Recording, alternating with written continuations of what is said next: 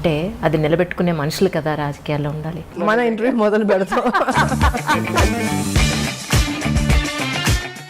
పాడమంటాడు ఇప్పుడు సరదాగా పాడుకునే రోజులన్నీ పోయినాయి. ఇప్పుడంతా కొట్లాడే రోజులు దగ్గర ఉంది. ఇప్పుడు పర్టికులర్గా ఆ బుట్ట అలా పెట్టడానికి కారణం ఏదైనా ఉందా అండి? మీ నాన్నగారు అంటే మీకు చాలా ఇష్టమని షూటింగ్ టైంలో ఉన్నప్పుడు నాన్నగారు కాలం చేశారని. దేవాలయం షూటింగ్ చేస్తున్నాం. సో అక్కడ ఫాదర్కి చితి పెట్టడం సీన్ నేను ఆ సమయంలో ఏంటంటే ఇక్కడ సో ఇంకా అలాగా ఆయన చనిపోవడం జరిగింది. అయితే నిప్పురవ్వ సినిమా తర్వాత మళ్ళీ బాలకృష్ణ గారితో చేయకపోవడానికి అంటే తర్వాత స్టోరీ ఏమీ సెట్ కాలేదంటారా? తర్వాత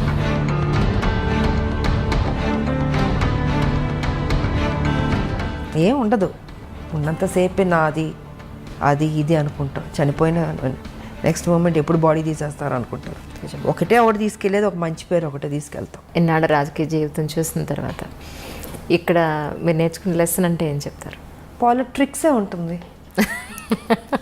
క్రిమినల్గా ఉండే పాలిటిక్స్ చేయక్కర్లేదమ్మా. ఇప్పుడు కేసీఆర్ బొర్ర అయితే మాకొద్దు, ఎవడో కోరుకోడు.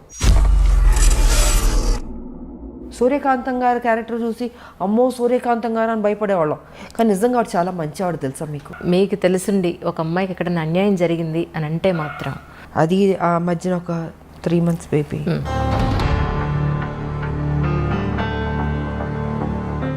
సమాజం పాడైపోయిందమ్మా చాలా బాగా. అంటే తల్లి తెలంగాణ పార్టీ ఎందుకు పెట్టాలనిపించింది? ఎందుకు టీఆర్ఎస్లో విలీనం చేశారు? కొంతమంది నాయకుల వల్ల, నేను పేరు చెప్పుకోదలుచుకోలేదు, వాళ్ళు ముఖ్యమంత్రులు కూడా కావచ్చు ఆ రోజుకి. సో వాళ్ళు ఏంటంటే ఈ తెలంగాణ రావడం వాళ్ళకి ఇష్టం లేదు.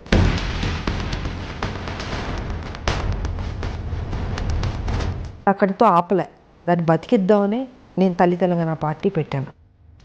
కేసీఆర్కి ఏంటి, ఆయనకి ఈవిడ స్ట్రాంగ్గా వెళ్తుంటే ఒక మహిళగా ఈవిడ రేపు బలపడిపోతే నేను వెనక్కి అయిపోతాను. ఆయన అప్కమింగ్ అప్పుడు ఎందుకు లాగేస్తే బెటర్ కదా. ఆయన ఆలోచనలన్నీ నెగిటివ్ ఆలోచన చేపించి కొన్ని కుట్రలు చేసి ఇంకా కాన్ఫరెన్స్ స్టేజ్లో నేను విలీనం చేయాల్సి వచ్చింది. సార్ విలీనం చేశాను, పోనీ అక్కడైనా కరెక్ట్గా నన్ను ఉంచాడా, అక్కడ నన్ను కరెక్ట్గా ఉంచలేదా?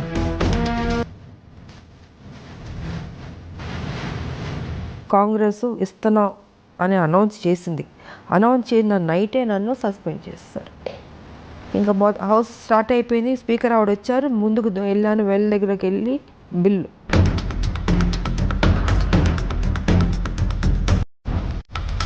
ఈయన చూస్తే ఈయన లేడు. అంటే ఆ ఘట్టంలో కూడా ఈయన లేడు. తెలంగాణ రావాలని ఇంట్రెస్ట్ లేదు ఆయనకి. ఇప్పుడు నెక్స్ట్ ఎన్నికల్లో మీకు ఒక మంచి పోస్ట్ రాబోతోంది అని చెప్పని అన్నారు. ఇది ఎంతవరకు నిజం అంటారు? 1200 మంది చనిపోయారు. వాళ్ళ ఆత్మ శాంతించాలంటే అసలు సిసలైన తెలంగాణ రావాలి అనుకుంటే ఆ తెలంగాణ రావాలి. దోపిడీ తెలంగాణ జరుగుతుంది. మీకు వయసు అయిపోయింది, ఇంకెంతకాలం బతుకుంటారు? ఇంత డబ్బు తిన్నారు కదా, ఏం చేసుకుంటారు ఆయన చెప్పండి. మీ ఫ్యూచర్లో ఎలాంటి ప్రాజెక్ట్స్ అయితే మీరు ఒప్పుకునే అవకాశం ఉంటుంది? ఫ్యూచర్లో అంటారా, నాకు ఒకే ఒకటి ఉంది. ఏదో రొటీన్ సినిమాలు కాకుండా ఒక యాక్షన్ సినిమా చేద్దాం అని ఉంది నాకు.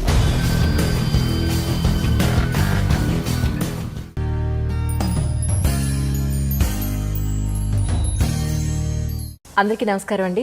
ఈరోజు నిజంగా నా గెస్ట్ గురించి ఒక్క మాటలో నేను చెప్పలేను, కానీ ఒక చిన్న మాట చెప్పాలి. ఒక చిన్న పరిచయం, ఏదో ఒక ప్లేస్లో ఒక చిన్న పరిచయం.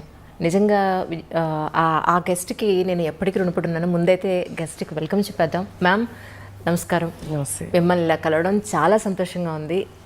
ఇంకోటి ఏంటంటే ఐ డ్రీమ్లో మీరు మొట్టమొదటిసారిగా మాకు ఇచ్చే first interview. I'm really so excited. మీకు చాలా రుణపడున్నాను. ఎలా అంటే చాలామంది నాతో అన్నారు, విజయశాంతి గారి దగ్గరికి ఏ ఒక్క లేడీ వచ్చినా సరే ఆవిడ ఒక్కసారి మాట ఇస్తే మాట తప్పరు అని. అందరు ఇలాగ చెప్తారులే అనుకున్నాను. నాది ఒక చాలా చిన్న పరిచయం. యాక్చువల్లీ నేను మీకు గుర్తున్నాను అనుకున్నాను. సరిలేరు నీకెవరు షూటింగ్ అప్పుడు కలిసాం, మీరు నన్ను అడిగారు. Yes ma'am. సో అప్పుడు అడిగింది ఇప్పుడు కుదిరింది. నిజం మ్యామ్. నాకు ఎంత సంతోషం అంటే మా లాక్డౌన్లో మీ డోర్ కొట్టి మ్యామ్ ఇంటర్వ్యూ ఒకసారి గుర్తు చేద్దామని వచ్చానంటే మీరు ఇక్కడి నుంచి అంజలి నువ్వు నాకు గుర్తున్నావు, నేను నీకు ఇంటర్వ్యూ ఇస్తాను, మాట ఇచ్చాను, ఇస్తాను అని అన్నారు. మాట ప్రకారం అలాగే నిలబెట్టుకున్నారు. Thank you. నాకు ఇప్పుడు అనిపిస్తుంది ఏంటి అంటే మీలాంటి వాళ్ళు కదా నిజంగా రాజకీయాల్లోకి రావాలి, మాట ఇచ్చారు అని అంటే అది నిలబెట్టుకునే మనుషులు కదా రాజకీయాల్లో ఉండాలి. But really ma'am such a great meeting with you. Thank you. చాలా చాలా సంతోషంగా ఉంది. అది నేను నా సంతోషం చెప్పలేకపోతున్నా ఒక మాట. మన ఇంటర్వ్యూ మొదలు పెడతాం, ఇలా ఇంటర్వ్యూ మొత్తం పూర్తనే ఉంటారు. రియలీ మ్యామ్ మ్యామ్ యాక్చువల్లీ మీ లైఫ్ని ఒక 3 పార్ట్స్గా తీసుకుంటే, ఒకటి మీ పర్సనల్ లైఫ్, 2 సినీ రంగ ప్రవేశం, 3 రాజకీయ జీవితం. ఈ మూడింటిని ఐ డ్రీమ్లో ఒక బయోగ్రఫీ లాగా కమింగ్ జనరేషన్స్ ఎప్పుడు ఆల్మోస్ట్ యూట్యూబ్లో 100 సంవత్సరాలు ఉంటుందట. సో దీని ఒక బయోగ్రఫీ లాగా తీసుకుని మీ జీవితంలో ఈ 3 ఎలిమెంట్స్లో ఇంపార్టెంట్ ఎలిమెంట్స్ని అలా డీటెయిల్డ్గా తీసుకుందనే ఉద్దేశంతో వచ్చిన కారణం. ఈ అవకాశాన్ని ఇచ్చిన మీకు నిజంగా చాలా చాలా ధన్యవాదాలు. ఒక్కసారి ఇప్పుడు దసరా నవరాత్రులు నడుస్తున్నాయి, చాలా డిఫరెంట్గా పెట్టారు బొట్టు. ఈ బొట్టుకి దసరాకి లేదు, నేను దీక్షలో ఉన్నాను. నేను ఆ పూజ చేస్తున్నాను, నేను నవరాత్రి పూజలు. సో కొన్ని పూజలు అంటే నేను డెఫినెట్గా నేను చేస్తూ ఉంటాను. సో ఇది నవరాత్రి కాబట్టి అమ్మవారికి ఆ దీక్షలో ఇంకా చేస్తున్నాను నేను. ప్రశాంతంగా ఉంటుంది మాకు, అంటే మార్నింగ్ అన్ని పూజలే ఉంటాయి కదా మాకు. గేట్ లోపలికి వస్తుంటేనే గేట్లోకి వస్తుంది ఒక ఫ్లేవర్, ఒక పువ్వుల వాసన, ఒక అగరబత్తి ధూపం. అది ఇల్లంతా మొత్తం పూజలు అగరబత్తులు అన్నీ ఉంటాయి. ఇంకా దేవుడు అంటే ఆ పూజ అంటే ఇంకా దానికి మనం టైం కేటాయిస్తూ ఉంటాం. కాకపోతే రాజకీయం మాకు ఉంటుంది, తప్పదు. సో దేవుడికి ఇవ్వాల్సిన సమయం ఆ సమయం నేను ఇచ్చేస్తాను. మార్నింగ్ నేను ప్రశాంతంగా ఉంటుంది ముందు. ఈ అంటే పర్టికులర్గా ఆ బొట్ట అలా పెట్టడానికి కారణం ఏదైనా ఉందా అండి? ఏమో నాకు తెలీదు. దేవుని దండం పెట్టుకుంటా అలా పెట్టేస్తాను అంతే. ఇలా పెట్టాలి అలా పెట్టాలని ఏమి ఉండదు. అది ఆ పూజ చేసినంతసేపు స్వామిలో ఆ లీనమైపోతున్నట్టు ఉంటుంది. సో అది అయిన తర్వాత అమ్మవారి దీవెనతో బొట్టు అలా పెట్టేసుకుంటాను. మరి అది అంటే సుమంగళీళ్ళు ఎప్పుడు ఇలా పెట్టాలి ఒకటి ఉంటుంది లెక్క, ఇదేమో అమ్మవారిది. అది ఒక్కసారి మీ ఫ్యామిలీ గురించి, అమ్మ నాన్న. ఫ్యామిలీ గురించి చెప్పాలంటే నేను, మా మదరు, మా ఫాదరు, ఒక అన్నయ్య, 4 కథ. ఫ్యామిలీ పరంగా చూసుకుంటే చాలా పెద్ద ఫ్యామిలీ. బట్ మా మదర్కి ఫాదర్కి నేను మా అన్నయ్య ఆయన జస్ట్ ఒక 2-3 years బ్యాక్ చనిపోయారు. సో నేను ఒక్కదానే ఉన్నాను. అండ్ ఇప్పుడు నేను నా భర్త, అంతే, ఇద్దరమే. చిన్న ఫ్యామిలీ ఇప్పుడు. కానీ మీ గురించి తెలుసుకోవాలి ఇంటర్వ్యూ కోసం అన్నప్పుడు నాకు యూట్యూబ్లో చాలా వీడియోలు మీ నాన్నగారు అంటే మీకు చాలా ఇష్టమని, మీరు షూటింగ్ టైంలో ఉన్నప్పుడు నాన్నగారు కాలం చేశారని, దాన్ని అసలు ఆ టైంలో మీరు కళ్ళు తిరిగి పడిపోయారని కూడా కొన్ని వీడియోలో చెప్పడం జరిగింది. ఒక్కసారి నాన్నగారి గురించి తెలుసు. యాక్చువల్గా దేవాలయం షూటింగ్ చేస్తున్నాం, అమరావతి, గుంటూరు నుంచి అమరావతి.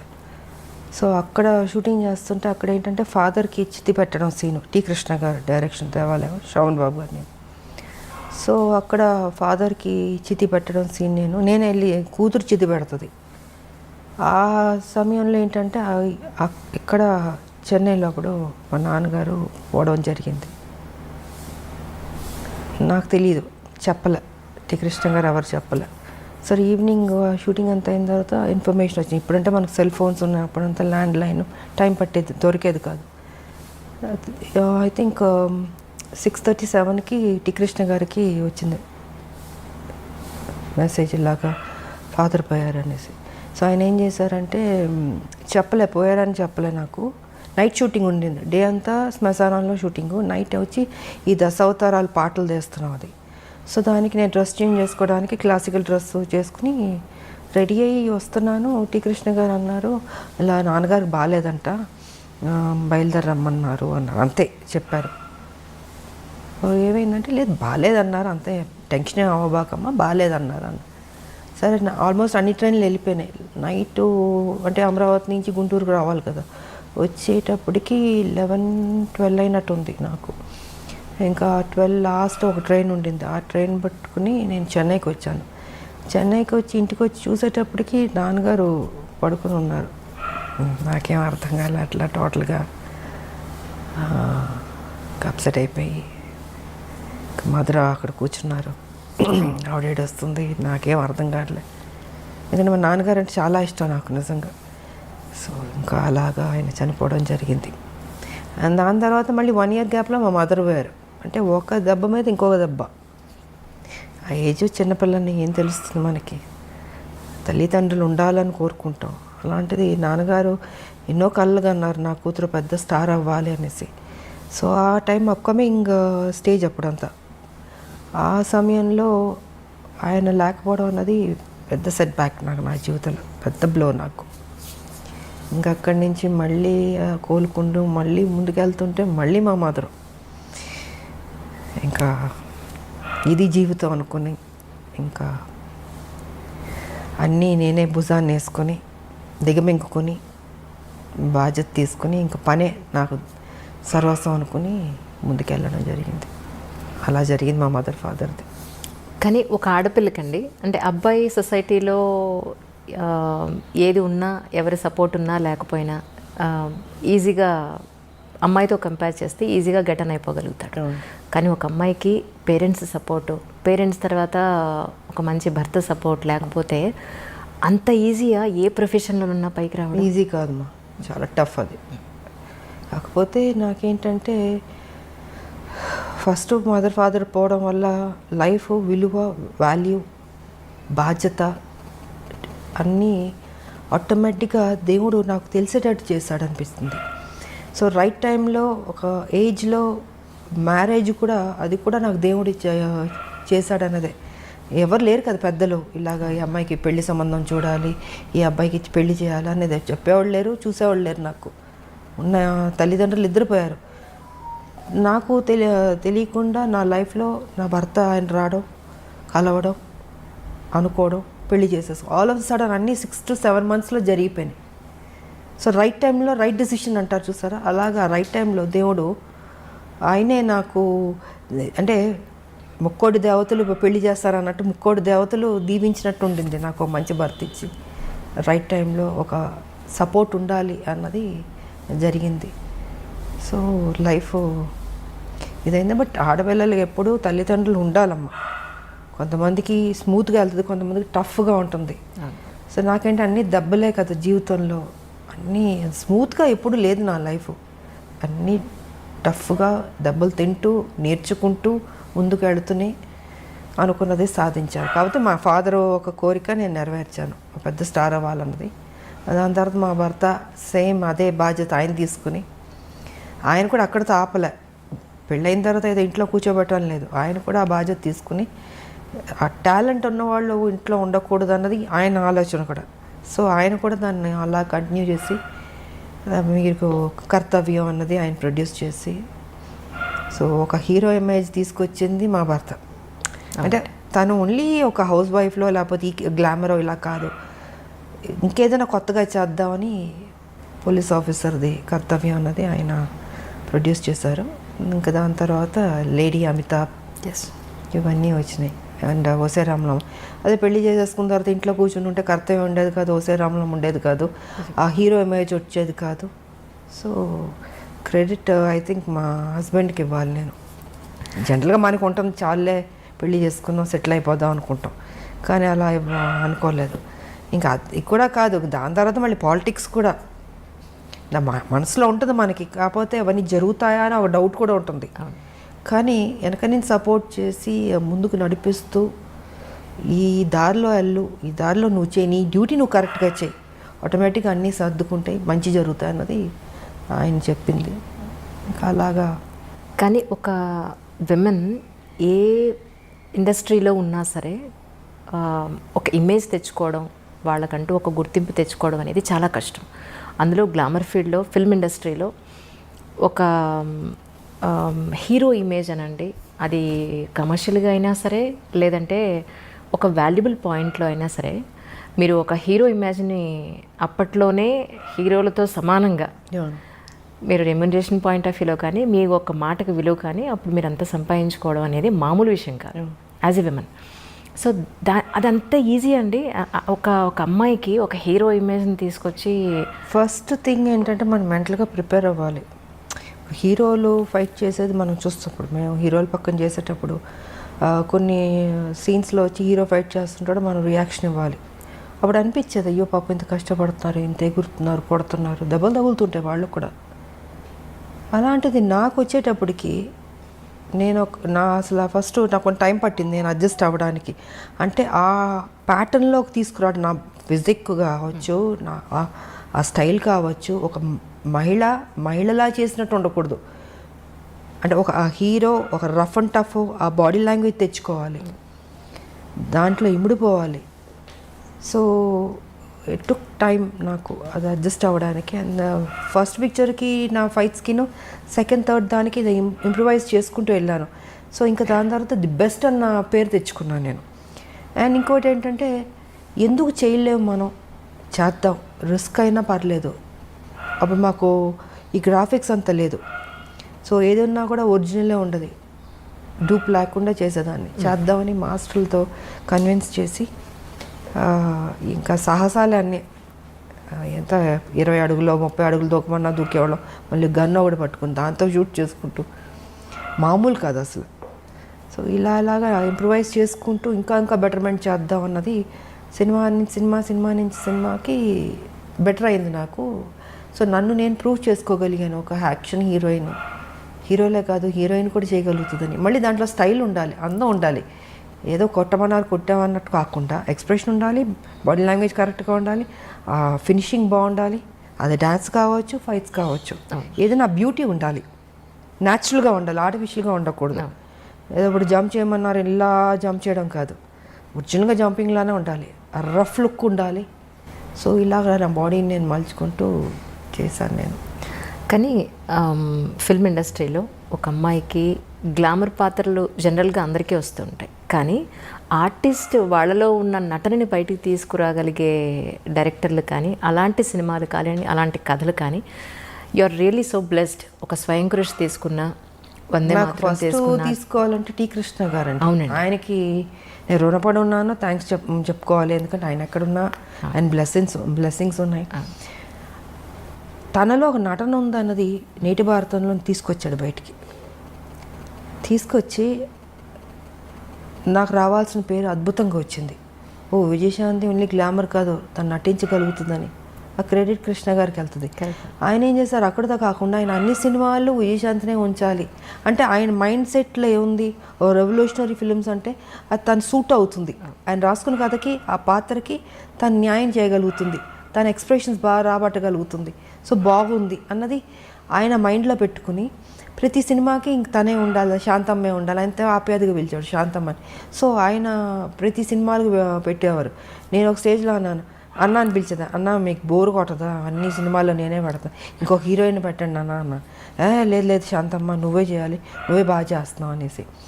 ఒక స్టేజ్లో అయితే ప్రతిఘటన అయితే నేను అన్నాను, కథ విన్నాను బాగుంది, బట్ నాకు డేట్లు కుదరలేదు, టోటల్గా బిజీగా ఉన్నాను.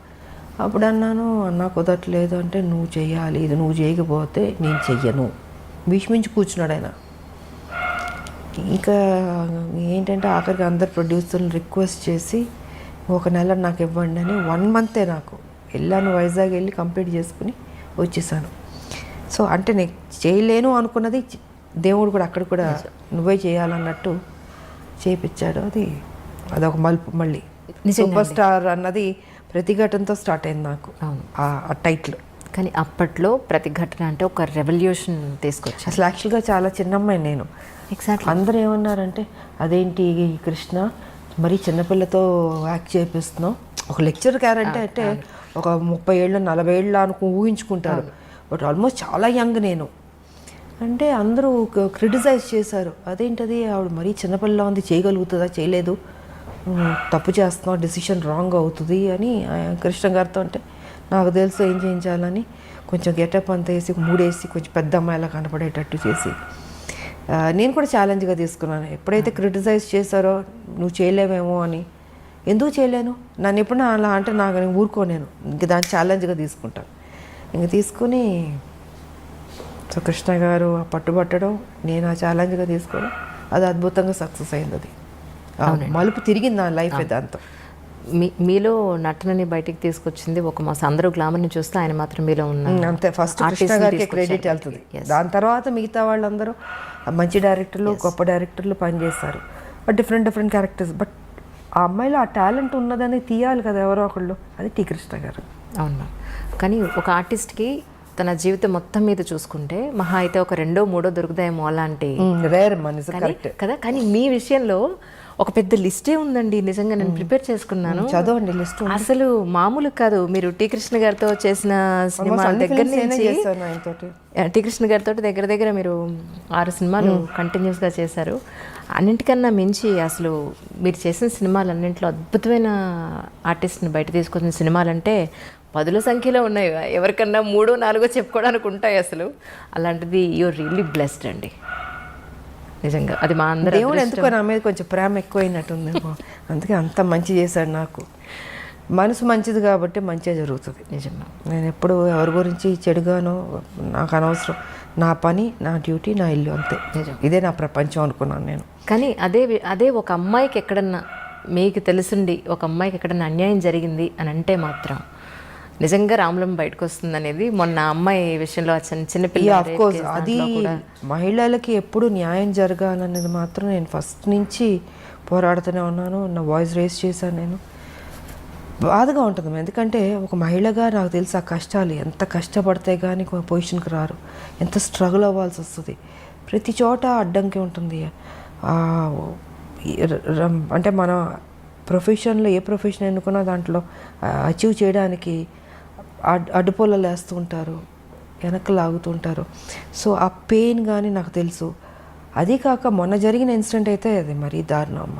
నాకు నిజంగా అది ఆ మధ్యన ఒక 3 months బేబీ, మళ్ళీ అది రిపీట్ చేయాలంటే మళ్ళీ నా మూడ్ పాడైపోద్ది. అది అంటే ఎలాంటి ప్రపంచం ఎలాగైపోతుంది, బాగుపడద్దు అనుకుంటే ఇంకా వర్స్ట్ అవుతుంది ఏంటి అన్నది నిజంగా బాధగా ఉంది. అది తెలియదు మరి మారాలమ్మా. అదే మొన్న చాలా రోజుల తర్వాత మీరు ఆ ఇష్యూ గురించి ఆ శవం అతనిది కాదు, మీరు అసలు ఏం చేశారో చెప్పండి అని డిపార్ట్మెంట్ వాళ్ళు. బికాస్ ఫస్ట్ లేదంటారు కదా, ఉందంటారు. అంటే ఒక వ్యక్తిని పట్టుకోవడానికి ఎందుకు ఇంత గేమ్ అనేది నేను చెప్పదలుచుకుంది ఆ రోజు. అండ్ నిజంగా నడి రోడ్డు మీద చంపాలి వాడిని, అంత కోపం వచ్చింది నాకు. సరే ఇంకా వీళ్ళు చేసే పోలీసులు చేసే గేమ్ అన్నీ చేస్తుంటారు, ఎన్కౌంటర్లు చేస్తారు, ఇవన్నీ చేస్తారు. బట్ ఏదైనా అది కరెక్ట్ కాదమ్మా. అది వాళ్ళకి ఎలా వస్తుంది ఈ ఆలోచన తెలియట్లేదు నాకు. పాప ఆ తల్లిదండ్రుల్లో నిజంగా ఆ తల్లి నేను ఓదార్చలేకపోయినా, ఆవిడ కంటిన్యూస్ ఏడుస్తూనే ఉంది. ఆ పెయిన్ ఎంత ఉంటుందమ్మా నిజంగా, చాలా బాధ వేసింది నాకు. అండ్ నాకు వచ్చిన కోపాన్ని వాడిని అక్కడే పట్టుకుని కొడదామా చంపుదామా అని అంత కోపం వచ్చింది నాకు నిజంగా. అసలు ఆ చంటి బిడ్డ ఎంత ముద్దుగా ఉంది ఆ పాప. నిజమా, వాడికి ఒక బిడ్డ ఉన్నట్టుంది. ఐ డోంట్ నో మరి ఇలా మైండ్లో అయినా దెయ్యం దూరుతుందా, రాక్షసులా అని కూర్చుంటారో తెలియదు మరి. చిచి, సమాజం పాడైపోయిందమ్మా చాలా మ్యామ్. నిజం.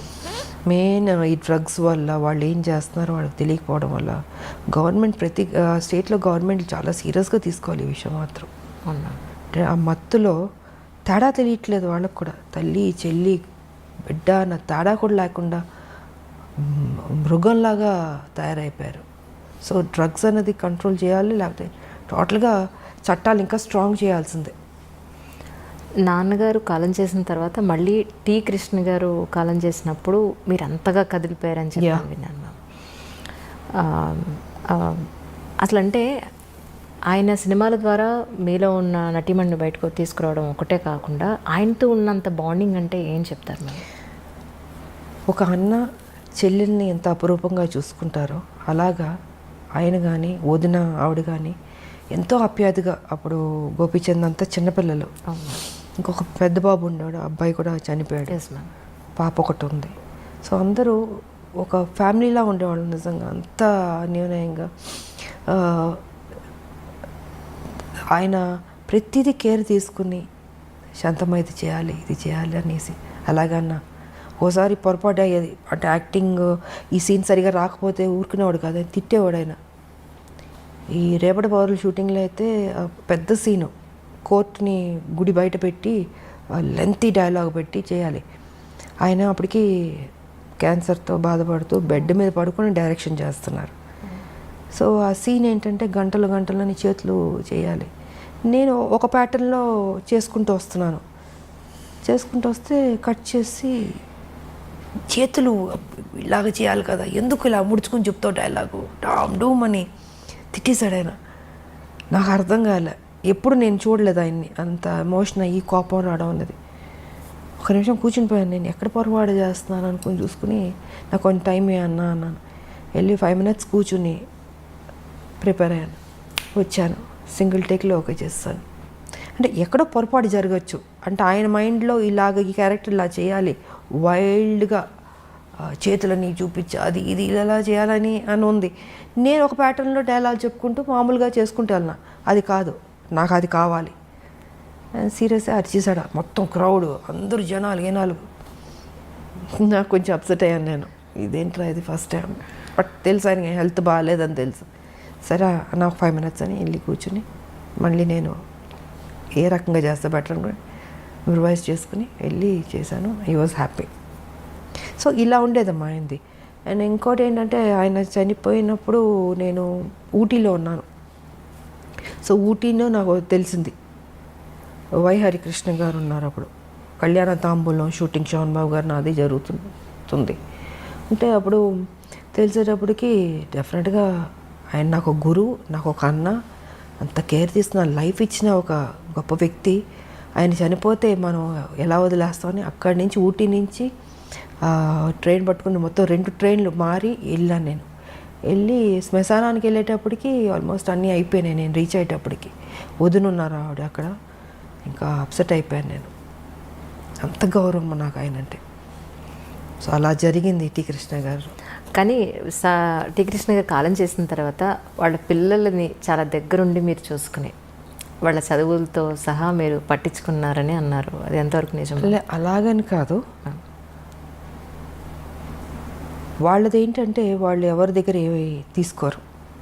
వదిన ఆవిడ క్యారెక్టర్ ఏంటంటే ఒకళ్ళ సాయం తీసుకోదు ఆవిడ ఫస్ట్ నుంచి. ఆవిడ ఒక డిఫరెంట్గా, సో వాళ్ళ ఒక మెథడ్లో వాళ్ళ ఒక పద్ధతిలో వాళ్ళ లైఫ్ అలా ఉండేది. వీళ్ళు నాకు ఇది హెల్ప్ చేయాలి, ఈ హెల్ప్ తీసుకుంటాం అంటే తీసుకోరు వాళ్ళు. కొన్ని సందర్భాల్లో అడిగాము, బట్ లేదు. సరే అనేసి ఇంకా పిల్లలు ఇంకా ఫారెన్ వెళ్ళి చదువుకుని, ఇంకొక అబ్బాయి ఏమో ఇంకా నేను నా ప్రొఫెషన్లో నేను తిరుగుతూ ఇలా ఉండేది. మధ్యలో బాబురావు ఆయన ఉండేవారు ప్రొడ్యూసర్. సో వారితో సినిమా మిగతాది భారతనారి ఇవన్నీ చేసి ఇలా ఉండేది. అప్పుడప్పుడు మాట్లాడేవాళ్ళు. సో నేను ఇంకొకళ్ళని డిస్టర్బ్ చేయలేను కదా, వాళ్ళకి కొన్ని నచ్చినప్పుడు అది కరెక్ట్ కూడా కాదు అది అన్నది వాళ్ళ ఆలోచన. సో ఆ గౌరవం మాత్రం నాకు ఇప్పటికీ ఉంది. కానీ రాజకీయాల్లోకి రావాలి అనేది మీ సొంత నిర్ణయమేనండి? రాజకీయాల్లో రావాలన్నది అయితే తెలంగాణ ఇష్యూ అన్నది మైండ్లో ఉంది. బికాజ్ ఈ రజాకార్లు, నిజాం పరిపాలన, మా తాతగారి ఫ్యామిలీ, మా పెద్ద ఫ్యామిలీ ఎలా డిస్టర్బ్ అయింది, ఎలాగా అంటే ఒక చంపడానికి వస్తున్న వాళ్ళు అరిచేతిలో పట్టుకుని చిన్నపిల్లలు. మా మదర్ ఇంకా నేను ఇప్పుడు లేదు, విజయశాంత మనిషే లేదు ఇప్పుడు. ఇంకా మా మదర్కి మ్యారేజ్ అవ్వలే, ఆవిడ యంగ్, ఆవిడ పెద్ద ఫ్యామిలీ. సో అక్కడి నుంచి చంపడానికి వస్తున్నారనేప్పుడు మా తాత ఏం చేశారు, ఆస్తి మొత్తం ఏటూరు నగరం మొత్తం వదిలి చెన్నైకి వెళ్ళిపోయారు. ఏం చేస్తారు, ఇంకా నా కుటుంబాన్ని బతికించుకోవాలని దీంతో అందరిని తీసుకుని చెన్నైకి వెళ్ళిపోయి ఇంకా అక్కడ ఉండి, దాని తర్వాత అందరు పెద్దోళ్ళు అయ్యి ఒక కథ. ఇంకా మా పిన్ని ఆవిడ ఈ సినిమాలు, దాని తర్వాత మా మ్యారేజ్, మా మదర్కి మ్యారేజ్ అవ్వడం. ఆ తర్వాత విజయశాంతి పాత్ర ఎప్పుడో వచ్చింది, ఒక అమ్మాయి పుట్టి. అప్పుడు హైదరాబాద్లో ఉండేవారు మా మదర్ ఫాదరు, డాడీ ఇక్కడ జాబ్ చేస్తూ ఉండేవారు.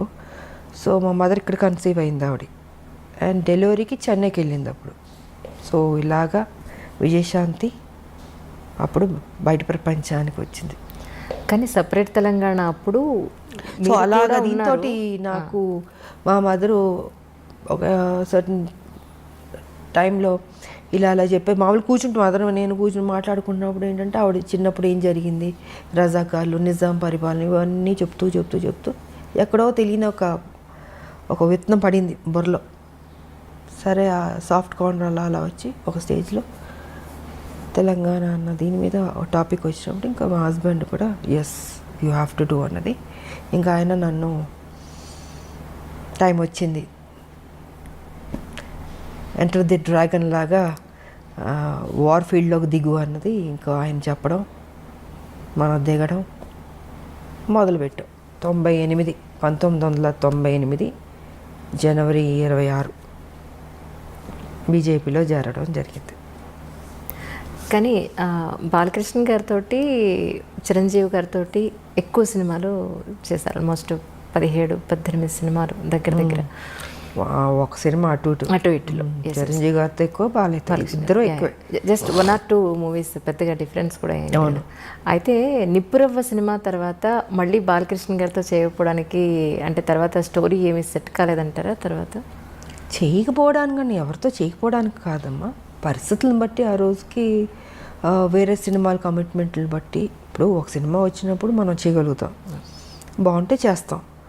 అలాగా ఆ తర్వాత మళ్ళీ నాకు నా ఇమేజ్ డిఫరెంట్గా వెళ్ళి కొంచెం ఆ హీరో ఇమేజ్ వచ్చేటప్పటికి నేను ఇంకెక్కువ హీరోయిన్ సబ్జెక్ట్స్ మీద ఆ హీరో ఫిల్మ్స్ లాగా ఎక్కువ చేయాల్సి వచ్చింది. సో కుదరలేదు నాకు. ఇంకా రెమ్యునరేషన్లు పెరిగిపోయినాయి. ఎగ్జాక్ట్లీ హైయెస్ట్ రెమ్యునరేషన్ తీసేసుకున్నాను. సో న్యాచురల్గా నేను ఒక హీరో అయిపోయాను కాబట్టి ఇంకా నా సినిమాలు నేను చేసుకుంటూ ముందుకు వెళ్ళాల్సి వచ్చింది. అలాగా గ్యాప్ వచ్చింది, అంతేగాని ఇంకేంటి. ఒక హీరోయిన్గా అప్పటి వరకు హీరో పక్కన హీరోయిన్గా యాక్ట్ చేసిన ఒక హీరోయిన్, టాప్ మోస్ట్ హీరోయిన్. మీరు ఆల్మోస్ట్ టాప్ మోస్ట్ హీరోలు అందరితో కలిసి మీరు వర్క్ చేశారు. 60 మంది ఉంటారు అనుకుంటా, బహుశా 60 మంది హీరోలతో అనుకుంటారు. ఎగ్జాక్ట్లీ అంటే కొత్త వాళ్ళు, చిన్నవాళ్ళు, మా అందరూ ఆల్ అండ్ ఆల్. సో అలాంటి ఒక హీరోయిన్ తర్వాత మిమ్మల్ని బేస్ చేసుకుని స్టోరీస్ రావడం అనేది మొదలయ్యేది. దాని తర్వాత అలాంటి హీరోయిన్ని మళ్ళీ ఒక హీరో పక్కన పెట్టడం అని అంటే అది ఆల్మోస్ట్ ఇద్దరు హీరోల బరువు. ఒక మాట చెప్పాలంటే అది కథాపరంగా కానీ ఆర్థికంగా. అంటే హీరో ఇమేజ్ వచ్చిన తర్వాత కూడా గ్యాంగ్ లీడర్ చేశాను కదా. గ్యాంగ్ లీడర్ చేశాను, మెకానికల్ అల్లుడు చేశాను. సో చేశాను నేను, బట్ ఎక్కువ దాని మీద నేను ఫోకస్ పెట్టాను. ఇంకా హీరో ఇమేజ్ 1-2 తప్ప ఇంకా దాని తర్వాత కుదరలే. ఒక హీరోయిన్కి హీరోయిన్ సెంట్రిక్ మూవీస్ రావడం అనేది ఇక అది పీక్ పరాకాష్ట అంటారా మీ ఉద్దేశ ప్రకారం? అంతే కదా. నేనే ఊహించుకోలేదు అసలు నా లైఫ్లో ఇలాగ ఒక హీరో ఇమేజ్ వస్తుంది, నేను యాక్షన్ సినిమాలు చేస్తాను, ఎంత రిస్క్ తీసుకుంటాను, ఎంత హైయెస్ట్ పేడ్ హీరోయిన్ అవుతాను, నేను నా లైఫ్లో నేను ఊహించలేదు. నిజంగా అది గాడ్ గిఫ్ట్ అనే చెప్పాలి. ఇప్పటికి ఇది ఎలా జరిగిందో నేను అనుకుంటాను అప్పుడప్పుడు కూర్చున్నప్పుడు. ఇది నిజమేనా, ఇది ఎంత మాయా ఒక్కోసారి. బట్ అది మాయే, లైఫ్ అంటే మాయే, ఏం ఉండదు. ఉన్నంతసేపే నాది అది ఇది అనుకుంటాం. చనిపోయిన నెక్స్ట్ మూమెంట్ ఎప్పుడు బాడీ తీసేస్తారు అనుకుంటారు. సో ఏది తీసుకెళ్ళాం మనం, ఒకటి తీసుకెళ్ళేది ఒక మంచి పేరు ఒకటే తీసుకెళ్తాం. ఉన్నంత వరకు మంచి చేసామా, ఎగ్జిట్ అయ్యామా, అదే చూసుకోవాలి. 10 మందికి ఉపయోగపడాలి, ఆ హెల్పింగ్ నేచర్ ఉండాలి. ఏది తీసుకెళ్ళినప్పుడు ఎందుకు స్వార్థం ఎందుకు ఉండాలి, ఎందుకు పిసినారులా ఉండాలి? 10 మందికి అన్నం పెట్టండి, కష్టం ఉన్న వాళ్ళని ఆదుకోండి. మీరు చనిపోయేటప్పుడు ఏమో తీసుకెళ్ళరు కదా, మరి ఎందుకు ఆ మెంటాలిటీ ఎందుకు అలా ఉంటుంది మీకు? అది కరెక్ట్ కాదనేది నేను చెప్పదలుచుకుంది. 10 మందికి ఉపయోగపడి 10 మందికి కష్టంలో ఆదుకున్నానుకో, మనం చనిపోయిన తర్వాత అయ్యో మంచోళ్ళ ఆవిడ, మంచిది, మంచి చేసింది, అదొక్కటే తీసుకెళ్తాం. నిజం. మనకు కూడా తృప్తి ఉంటుంది జీవితంలో. బతుకున్నంత వరకు మంచి చేసాము, దేవుడా నాకింత చేస్తావు, నేనేం చేశాను, సమాజానికి ఏం చేశాను అన్నది ఉంటుంది కదండి. సో ఆ సమాజానికి ఏం చేయాలన్నది రాజకీయ పరంగా చేయగలుగుతాం, లేదా సోషల్ వర్క్ చేయగలుగుతాం. సోషల్ వర్క్ చేశాను, రాజకీయ పరంగా నేను చేసుకుంటూ వెళ్ళాను. బట్ దాని పెద్ద ఆర్భాటంగా పబ్లిసిటీలు చేసుకుని నాకు నచ్చదు. మొన్న కూడా మీ పుట్టినరోజు నాడు ఎంతమంది వచ్చారు మ్యామ్ ఆ రోజు? నేను చెప్పాను, నేను చూపించుకోను. అవును, నాకెందుకు అది, నాకు అది పబ్లిసిటీ చేస్తుంటే నువ్వు నిజంగా సేవ చేసినలాగా ఉండదు, స్వార్థం కోసం అన్నట్టు ఉంటుంది. సో అందుకే వదిలేయండి, నాకు తోచింది నేను చేసుకుంటూ వెళ్ళిపోతుంటాను అన్నది నా ఆలోచన విధానం. తల్లి తెలంగాణ పార్టీ కింద మీరు చాలా వైద్య సేవలు కూడా అందించారు అప్పట్లో. సో దాని గురించి కూడా ఎక్కడ మీరు ఎప్పుడూ చెప్పుకోలేదు. అదే నేను చెప్పనమ్మా, చదివించేవాళ్ళని చదివిస్తాం, ఇంకా ఆర్థిక పరంగా అందిస్తాం. ఇవి చాలా రకరకాలు ఉంటాయి, మళ్ళీ చెప్పుకోవడం ఎందుకు వేస్ట్. సో నాకు తృప్తి, నా జీవితంలో ఇది ఒక మంచి చేస్తాను, ఒక చిన్న సాటిస్ఫాక్షన్. నాకు ఎవరికైనా ఏదైనా చేస్తే ఎందుకో తెలియదు, ఒక ఆనందం వస్తుంది. నాకు చేసుకోవడం కన్నా ఎదుటోళ్ళు చేస్తే సంతోషపడతాను నేను. సో నా లైఫ్ పద్ధతి అది. అంటే చాలామంది విమర్శకులు అనండి, లేదా మీ గురించి తెలుసుకోవాలనుకునే వాళ్ళనండి, తల్లి తెలంగాణ పార్టీ ఎందుకు పెట్టాలనిపించింది, ఎందుకు టీఆర్ఎస్లో విలీనం చేశారు అని అంటే ఎందుకు పెట్టాలంటే ఆ రోజుకున్న పరిస్థితి ఏంటంటే, ఒక మహిళగా ఇది నా బరువు నా భుజాన్ని వేసుకున్నాను. నా మెంటాలిటీ ఏంటంటమ్మా, ఒక ఇష్యూ నేను టేకప్ చేస్తే అది అచీవ్ చేసి దాంట్లో సక్సెస్ చూసే వరకు నేను నిద్రపోను. దానివల్ల నేను ఎంత కోల్పోతున్నానో సిద్ధపడతాను. ఆర్థిక పరంగా కావచ్చు, లేకపోతే నా కెరియర్ పరంగా కావచ్చు, ఏది కోల్పోయినా పర్లేదు, కానీ నేను అనుకున్నది సాధించాలి అన్న ఒక లక్ష్యంతో నేను తెలంగాణ ఇష్యూని టేకప్ చేశాను. సో 98 నేను బీజేపీలో నేను జాయిన్ అయినప్పుడు తెలంగాణ కోసమే వచ్చాను. ఆ రోజుకున్న నాకు ఆఫర్స్ కానీ కంటెస్ట్ చేయమన్నా కానీ, లేకపోతే ఆ రోజు అధికారంలోకి వచ్చింది బీజేపీ, నేను మంత్రిని అయి ఉండేదాన్ని. నాకు లేనిది లేదు, అన్నీ ఉన్నాయి, నాకు అన్నీ ఆఫర్స్ చేశారు. కానీ ఇది కాదు కదా, ఒక ఉద్యమం, ఒక తెలంగాణ స్టేట్ అనేది చాలా పెద్ద విషయం. అది ఒక మహిళగా నేను అది ఉన్నది ఆల్రెడీ ఉంది, దాన్ని బతికిద్దాం, దాన్ని తీసుకొద్దాం బయటికి, దాన్ని అచీవ్ చేద్దాం అన్న దీంతో ఆ రోజు నేను ఆ నిర్ణయం చేసుకుంటూ వచ్చాను. కానీ ఒక సందర్భంలో ఏంటంటే, కొంతమంది నాయకుల వల్ల, నేను పేరు చెప్పుకోదలుచుకోలేదు, వాళ్ళు ముఖ్యమంత్రులు కూడా కావచ్చు ఆ రోజుకి. సో వాళ్ళు ఏంటంటే ఈ తెలంగాణ రావడం వాళ్ళకి ఇష్టం లేదు. సో దీనివల్ల నేను ఆ రోజుకి ఉన్న పరిస్థితికి నేను పార్టీ విడిచి బయటకు రావాల్సి వచ్చింది. చెప్పాలంటే కూడా చెప్పచ్చు, it's because of TDP. Chandrababu గారు ఆ రోజు పరిస్థితిలో వాళ్ళు అలయన్స్లో ఉన్నారు అందరూ. వాళ్ళు ఏంటంటే ఒప్పుకోవట్లేదు. ఇప్పుడు ఇవాళ మనకి మోడీ గారికి ఉన్న మెజారిటీ, ఫుల్ మెజారిటీ అప్పుడు లేదు. Number of alliance partners, ADMK కావచ్చు, డిఎంకే కావచ్చు, మన అదేంటి టీడీపీ కావచ్చు, ఇలా నెంబర్ ఆఫ్ పార్టీస్ ఉంది. కాబట్టి అదేంటంటే అవుట్ ఆఫ్ ద వే వెళ్ళి ఇవ్వాలి. ఫుల్ మెజారిటీ వచ్చి ఉంటే ఇచ్చేసేవాళ్ళు, కానీ రాలే. మిగతా అలయన్స్ పార్టీల మీద ఉండాల్సి వచ్చింది వాళ్ళ సపోర్ట్తో. అప్పటికీ నేను ఫైట్ చేశాను, మ్యాక్సిమం నేను ఫైట్ చేశాను. ఇంకొక స్టేజ్లో అయితే ఇంకా సరే, ఇప్పుడు వాళ్ళ ఆలోచన వాళ్ళకు ఉండొచ్చు, చంద్రబాబు గారు కలిసి ఉండాలని. కానీ తెలంగాణకి ఎంత అన్యాయం జరుగుతుందో, ఈ స్టేట్ వస్తే వాళ్ళకి బెటర్ అవుతుంది కదా అన్నది నాకు. Yes ma'am. ఇప్పుడు 69 ఉద్యమం తీసుకున్నా, ఇంతకుముందు అనేక మంది త్యాగాలు చేశారు, కొట్లాడారు. కానీ ఎక్కడో చోట ఆగింది, మళ్ళీ దానికి ప్రాణం పోయాలి, మళ్ళీ ముందుకు తీసుకెళ్ళాలి అనేది నా ఆలోచన. సో నేను ఆ రోజుకి మ్యాక్సిమం నేను కొట్లాడితే వాళ్ళు అది జరగనివ్వకుండా అడ్డుపడడం వల్ల ఇంకేది కుదరదేమో అనేసి ఇంకప్పుడు పార్టీ నుంచి బయటకు రావాల్సి వచ్చి అది అక్కడితో ఆపలే, దాన్ని బతికిద్దామని నేను తల్లి తెలంగాణ పార్టీ పెట్టి ప్రతి ఇష్యూ మీద కొట్లాడాను. నేను 4.5 years నడిపాను, 2009 వరకు సో 2009 వరకు ఉన్నప్పుడు అప్పుడు టీఆర్ఎస్ వాళ్ళు వచ్చి నన్ను బతిమలాడి రమ్మని, అసలు ఆలోచన లేదు నాకు, అసలు టీఆర్ఎస్లో వెళ్ళాలి లేదు. వాళ్ళ కేసీఆర్ గారి గురించి మీకు అందరికీ బాగా తెలుసు, ఆ రోజు తెలిసే పరిస్థితిలో లేదు. కానీ నాకు తెలుసు, నాకు పెద్ద ఇంట్రెస్ట్ కూడా లేదు. నా పార్టీ ప్రెసిడెంట్ నేను. 4.5 years నుంచి ప్రతి ఇష్యూస్, రైతులు కావచ్చు, స్థానికుల ఉద్యోగాలు కావచ్చు, మూసీ నది కావచ్చు, విష జ్వరాలు కావచ్చు, కరెంటు కావచ్చు, యువకుల ఇష్యూ కావచ్చు, ఉద్యోగస్తులు కావచ్చు, ఇవన్నీ ఇష్యూస్ ఒకటి కాదు. ఇంత కొట్లాడుతూ దూకుడుతూ వెళ్తున్నప్పుడు అప్పుడు వైఎస్ రాజశేఖర రెడ్డి గారు వీళ్ళు అందరూ, అమ్మో ఈ అమ్మాయి బాగా దూకుడు మీద వెళ్తుంది అంటే బాగా చేస్తున్నాను నేను, నా డ్యూటీ నేను కరెక్ట్గా చేస్తున్నాను. కరెక్ట్. సో ఓ పక్కన మెచ్చుకునేవారు, బయట మెచ్చుకునేవారు.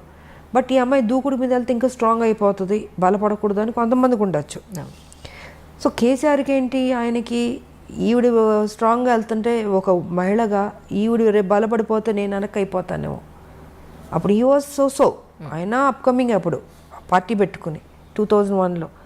సో ఈ అమ్మాయి ఇంత బోల్డ్గా వెళ్తుంది కదా, ఎందుకు లాగేస్తే బెటర్ కదా, ఆయన ఆలోచనలన్నీ నెగిటివ్ ఆలోచనలు.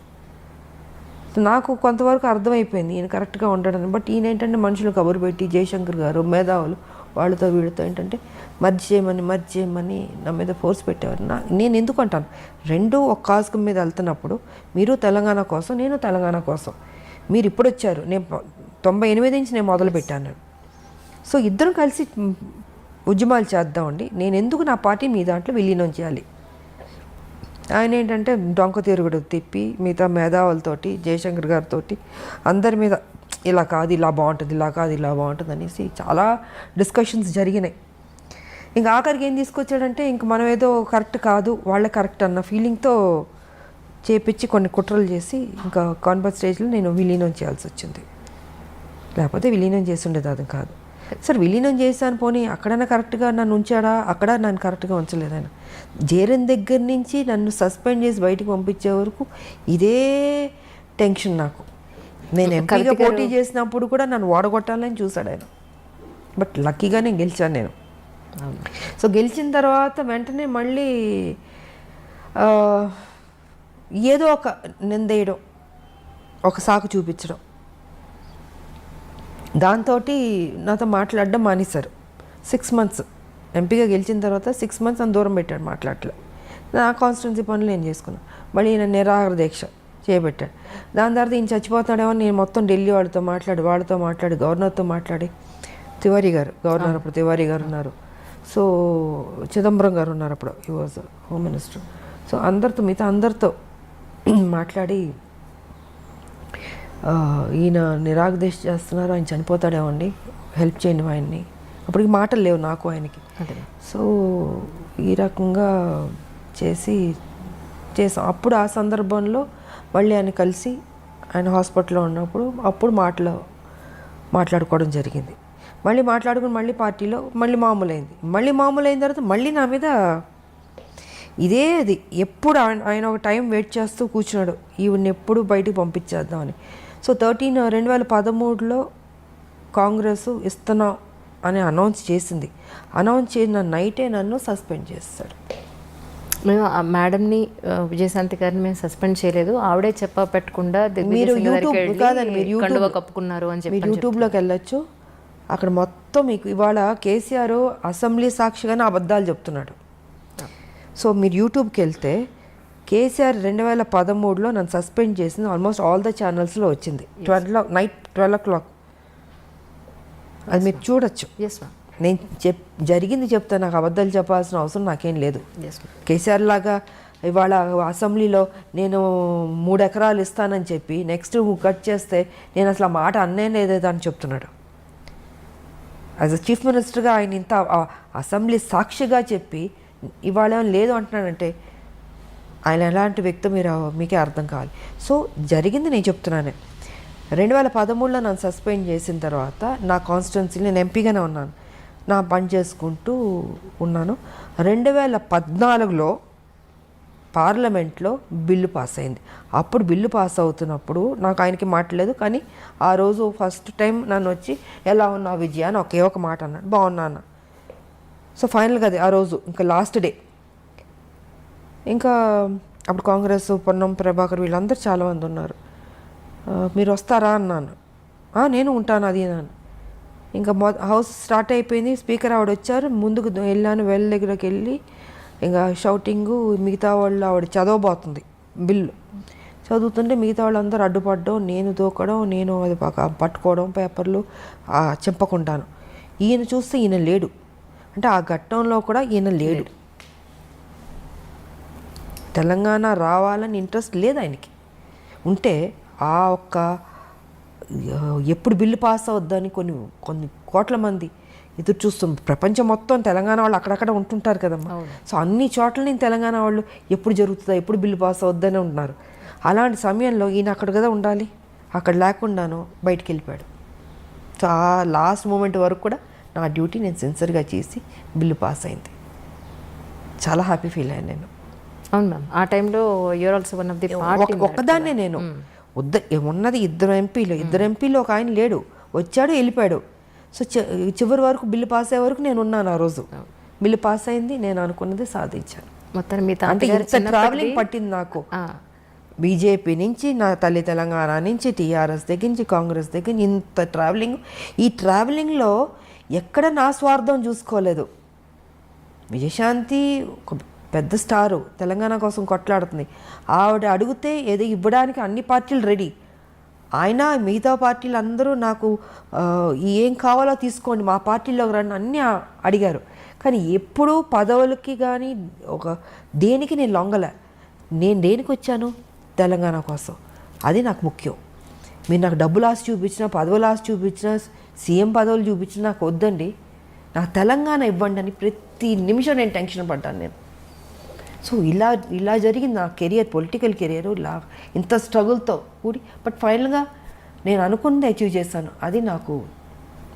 ఎప్పుడైతే మీ తాతగారు అప్పటి రోజుల నుంచి ప్రాణం చేతపట్టుకుని మీరు అక్కడికి వెళ్ళారు, మళ్ళీ ఇన్నాళ్ల తర్వాత మీ కళ నెరవేరింది అనుకోవచ్చు. అదే రాసి ఉంటుంది, ప్రతి బియ్యం మీద పేరు రాసినట్టు నాకు రాసింది తెలంగాణ నువ్వు కొట్లాడాలి, పార్లమెంట్లో నీ చేతుల మీదుగా రావాలి అన్నది రాసినట్టుంది.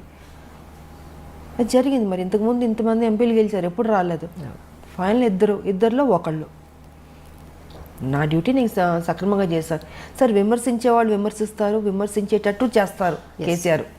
దీన్ని నేను పెద్ద పట్టించుకోవాల్సిన అవసరం లేదు. నా మనస్సాక్షికి తెలుసు, నా నిజాయితీ తెలుసు.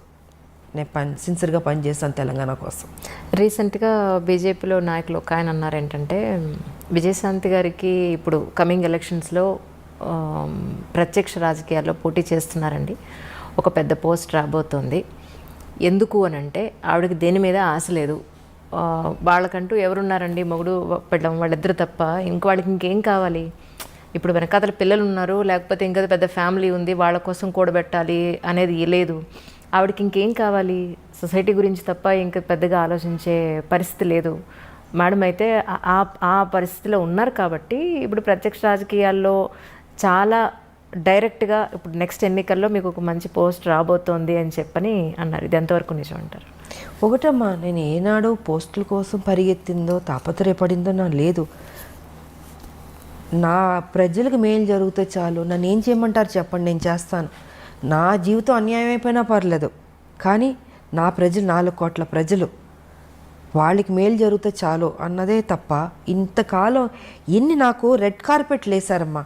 మీకు ఏం కావాలో చెప్పండి, మీరు మా పార్టీలో రండి, ఇది ఇస్తా అది ఇస్తా. నమస్కారం కూడా పెట్టాను. నా తెలంగాణ ఇవ్వండి చాలు, ఇంకా అంతకంటే మిమ్మల్ని నేనేం కోరుకోను. నేను నాకు పెద్ద ఆశ లేదమ్మా, డబ్బు అన్నీ చూశాను కదా, ఇంకేముంటుంది. మీరు చెప్పినట్టు నాకేమీ లేదు. నా పిల్లలు కూడా వద్దు అనుకున్నా, అన్నీ వద్దు, తెలంగాణ వస్తే చాలు, 4 కోట్ల మంది బతుకుతాయి చాలు. సో అలా ఉండింది. అండ్ ఇప్పుడు పార్టీ ఏ బాధ్యత ఇచ్చినా అది నా బాధ్యతగా అనుకుంటాను, నా డ్యూటీగా చేస్తాను నేను. అయ్యో అది పెద్ద పోస్టు, ఇది పోస్టు, నాకేమీ లేదు. ఎంత పెద్ద, ఎందుకంటే ఇంకా పెద్దది హిమాలయ అంత పెద్దది ఇచ్చినా కూడా ఇదే విజయశాంతి, అదే బాధ్యత, అదే సేవ ప్రజలకి. ఎందుకు పిల్లలు లేరు, ఇంక దేనికి నేనేం చేసుకోవాలి? నేను మా హస్బెండ్ ఇద్దరమే తెలంగాణ కోసం అన్నీ పక్కన పెట్టేశాను.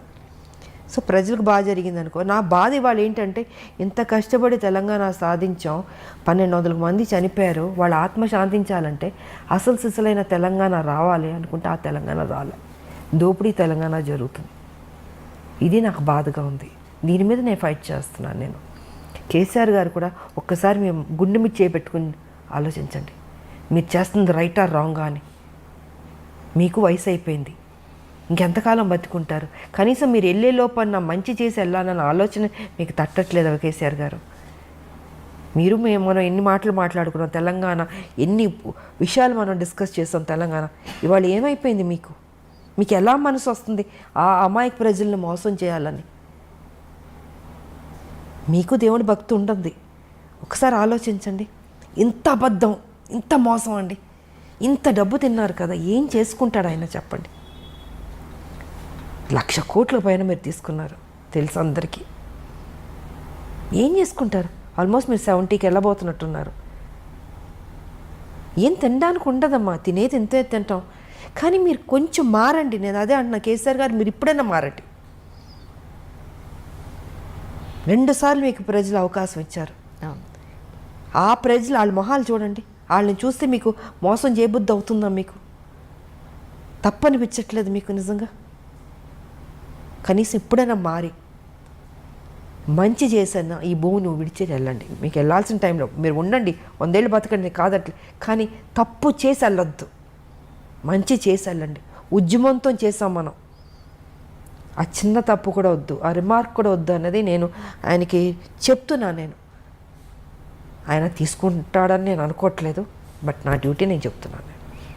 ఇప్పుడు ప్రస్తుత తెలంగాణ గవర్నమెంట్కి మీరు ఎన్ని మార్కులు ఇస్తారు? నేను ఇవ్వను. నేను అదే చెప్తున్నాను. ఇప్పుడు ఇంతసేపు చెప్పింది ఆయన మంచి చేస్తుంటే మీరు మంచి చేశారు, నేను మెచ్చుకుంటాను. ఇప్పుడు మిగతా నేను బీజేపీలో ఉన్నాను అని కాదమ్మా. ఆయన కేసీఆర్, నేను విజయశాంతి, మనం పని చేసాం, ఉద్యమంలో కొట్లాడాం. కానీ ఇవాళ మీరు ఒక ముఖ్యమంత్రి అయ్యారు. ముఖ్యమంత్రి అయిన వెంటనే నేను ఒక్కరోజు కూడా మిమ్మల్ని నేను విమర్శించలే, తిట్టలే. 3 ఏళ్ళు మీకు టైం ఇచ్చాను నేను. సరే, కొత్త పార్టీ, కొత్తగా వచ్చారు, బాగా చేస్తారు, ఒక నమ్మకం. ఉద్యమం నుంచి వచ్చిన మనిషి కాబట్టి ఆయనకు ఆ బాధ్యత తెలుసు. ఎక్కడ ఏ ప్రాబ్లం ఉంది, ప్రజలకు ఏ కష్టాలు ఉన్నాయి, ఎక్కడ ఏ ప్రాబ్లం తీర్చాలని తెలుసు కాబట్టి చేస్తాను అనుకున్నాను. కానీ చేయలే. ముఖ్యమంత్రి కుర్చీలో కూర్చోగానే ఆయన ఆలోచనలు మారిపోయినాయి, మనిషి మారిపోయాడు. ఉద్యమం ఉన్న కేసీఆర్ గారు వేరు, ఇప్పుడున్న కేసీఆర్ వేరు. అహం పెరిగిపోయింది. ఎవరిని ఒకళ్ళు విమర్శిస్తే దాన్ని అంటే అది మనసుకు తీసుకుంటున్నాడు ఆయన. అంటే ఒక వెంజెన్స్ లాగా వాళ్ళ మీద కేసులు పెట్టడం, సంబంధం లేని కేసులు, పాపం ఎంతోమందిని వేధించడం. అది చిన్నవాళ్ళ పెద్దవాళ్ళు ఎవరైనా సరే ఏ రకంగా వెళ్ళిపోతున్నాడు అంటే, ఏజ్ అయ్యే కొద్దీ మనం గతంలో చేసిన తప్పుల్ని, మన తప్పుని దిద్దుకుని మనం మారడానికి ట్రై చేస్తాం.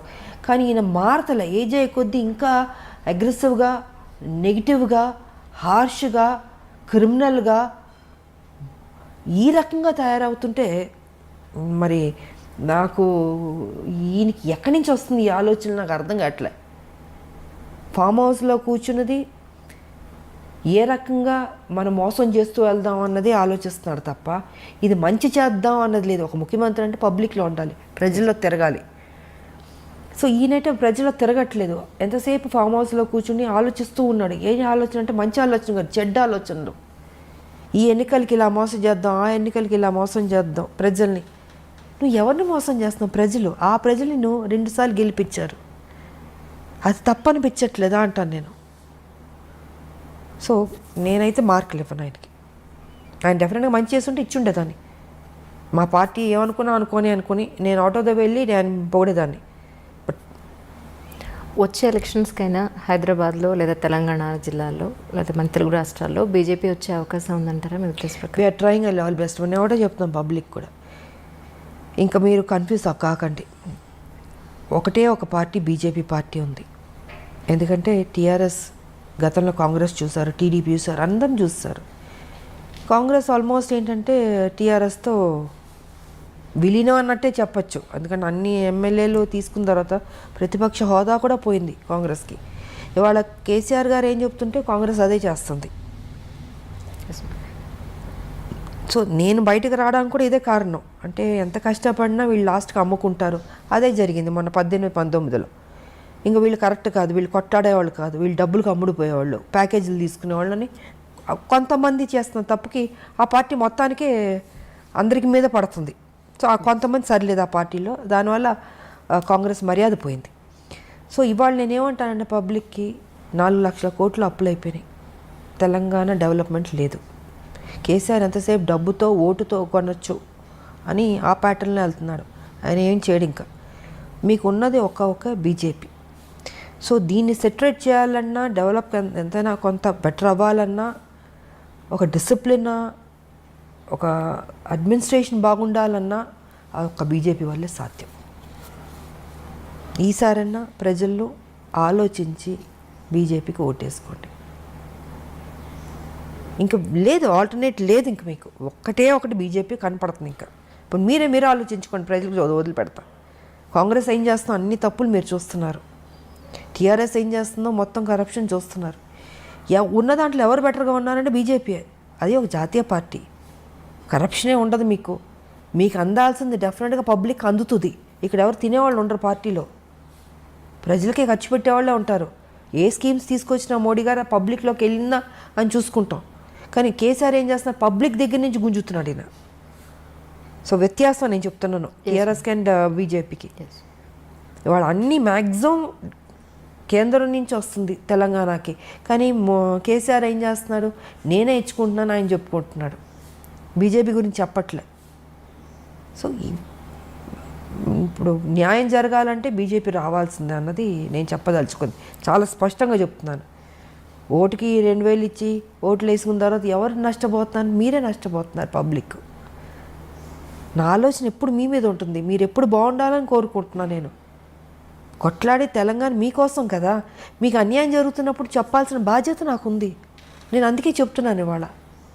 దీంట్లో ఎవరి స్వార్థం లేదు. చూడండి, ఒక ఛాన్స్ ఇవ్వండి, బీజేపీకి ఇచ్చి చూడండి. బాగోపోతే అప్పుడు మీ ఇష్టం, ఓకే మా కర్మ అనుకోండి, లేకపోతే వీళ్ళ కర్మ అనుకోండి, లేకపోతే మా కర్మ అనండి, ఏదైనా అనండి, మేము పడతాం. బట్ ఒక ఛాన్స్ ఇవ్వండి, అది మారుతుంది అన్నది నేను మనస్ఫూర్తిగా చెప్తున్నాను ప్రజలకి. వచ్చే ఎలక్షన్స్లో బీజేపీ నుంచి మీరు యాక్టివ్ రాజకీయాల్లోకి కనిపిస్తారని ఎక్స్పెక్ట్ చేయొచ్చు అంటారు? ఆల్రెడీ పని చేస్తున్నాను కదమ్మా, నేను ఆల్రెడీ పని చేస్తున్నాను, నేను యాక్టివ్గానే ఉన్నాను.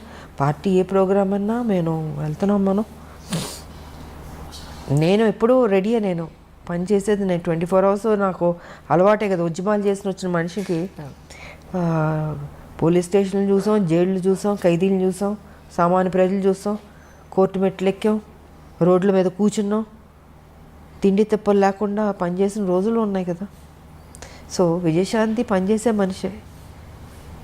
నా జీవితంలో లగ్జరీ లైఫ్ కాదు ఇది, నా లైఫ్, నా ప్రజలే నాకు అన్నది ఎప్పుడో నేను దాంట్లోకి వెళ్ళిపోయాను నేను. సో వాళ్ళు ఏ డ్యూటీ ఇచ్చినా నేను పని చేయడానికి సిద్ధంగా ఉన్నా, పని చేస్తూనే ఉన్నాం మేము. ఇప్పుడు ఉద్యమాలు చేసినట్టు ప్రతిరోజు ఇప్పుడు పార్టీ ఉద్యమం చేయదు. ఇష్యూ వచ్చినప్పుడు ఇష్యూ మీద ఫైట్ చేస్తాం. అప్పుడు ఉద్యమాలు అంటే ప్రతిరోజు మీకు సమస్యలు ఉంటే సమస్యలు కొట్లాడుతూనే ఉన్నాం. ఇప్పుడు రాష్ట్రం వచ్చిన తర్వాత అంత పని ఉండదమ్మా.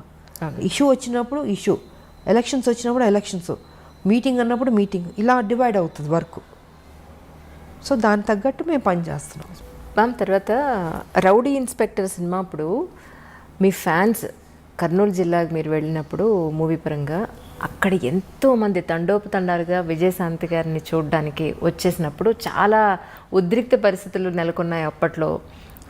బాలకృష్ణ గారు మిమ్మల్ని ఆ సిచ్యువేషన్ నుంచి లోపలికి తీసుకొచ్చి వాళ్ళందరినీ చాలా కంట్రోల్ చేశారని చెప్పని విన్నాను. అంటే అది ట్రైన్లో పాట ఉంది కదా, పాట నంద్యాల అనుకుంటాను. అది చేస్తుంటే క్రౌడ్ విపరీతంగా వచ్చేసి అసలు ట్రైన్ ఆపేశారు. నాకు ఆ రోజు కొంత ఫీవర్ వచ్చిందంటే డేలో మొత్తం పాట చేస్తూ విపరీతమైన ఎండ, జ్వరం వచ్చి అయిపోయింది, పాట అయిపోయింది. మళ్ళీ హైదరాబాద్ షిఫ్ట్ అవుతుంది ఇక్కడ వేరే సాంగ్కి. సరే చేస్తుంటే పడుకుంటే ఒకటే అరుపులు, జనాలు భయంకరం, అసలు మామూలు కాదు. ట్రైన్ ఆపి విజయశాంతి బయటికి రావాలి, గొడవ చేశారు. ఇంకా అప్పుడు బాలకృష్ణ తను వెళ్ళి ట్రై చేసి చెప్తున్నాడు, అయినా కూడా లేదు, రావాలంటే ఇంకా నిద్రపోతున్నాను నేను. సో నేను, తారా మాస్టర్ గారు, మేమందరం అప్పుడు ఇంకా బయటికి తీసుకొచ్చారు. బాగా వీక్గా ఉన్నా, నీరసంగా ఉంది, ఎండ దెబ్బకి జ్వరం వచ్చి సరే వచ్చి నుంచున్నాను. అంత అరుపులు, కేకలు. ఐ థింక్ 1.5 hour ట్రైన్ అయిపోయింది, కదలనప్పులే. మొత్తం పట్టాల మీదకి వచ్చేసి జనాలు అడ్డంగా అసలు ఇసుకేస్తారు వాళ్ళంత జనాలు వచ్చారు. తర్వాత వాళ్ళు హ్యాపీ ఫీల్ అయ్యి అప్పుడు బయలుదేరి గిద్దాలు పగలగొట్టి అబ్బో బీభత్సం అలా జరిగింది. అప్పుడు రీసెంట్గా చిరంజీవి గారు ఆయనతో పాటు కలిసి వర్క్ చేసిన హీరోయిన్స్ అందరినీ ఇన్వైట్ చేశారు. మేమందరం అనుకున్నాం మీరు ఖచ్చితంగా ఉంటారు అందరూ అని, కానీ మీరు అందులో నన్ను ఎప్పుడు ఇన్వైట్ చేసింది లేదు. ఒకటి చేసినా నేను వెదలను నేను, ఎందుకంటే నాకు అలాంటి ఆ పార్టీ ప్రోగ్రామ్స్ అంటే నాకు పెద్ద నచ్చదు. నేను ఫస్ట్ నుంచి షూటింగు, నా ఇల్లు, సినిమాలు చేసేటప్పుడు. సో పాలిటిక్స్ అంటారా, పాలిటిక్స్ అంటే ఉద్యమాలు, నా ఇల్లు. నా ఫంక్షన్కి నేను నేను వెళ్ళడం, నా 100 days ఫంక్షన్ కంటే తప్పదంటే వెళ్తాను. వెళ్ళిన ఒక 1/2 hourలో ఉండి వచ్చేస్తాను ఆ షీల్డ్ తీసుకుని. ఎందుకో నాకు చిన్నప్పటి నుంచి ఈ పార్టీస్ కానీ నాకు నచ్చదు. సో వాళ్ళు ఎప్పుడు నన్ను ఇన్వైట్ చేసింది లేదు. ఒకవేళ ఇన్వైట్ చేసినా నేను వెళ్ళను, నేను అవాయిడ్ చేసి ఉండేదాన్ని నేను. తెలుగులో మిమ్మల్ని మొట్టమొదటిసారిగా ఇంట్రడ్యూస్ చేసింది విజయ నిర్మల గారు అని అనుకోవచ్చా అండి?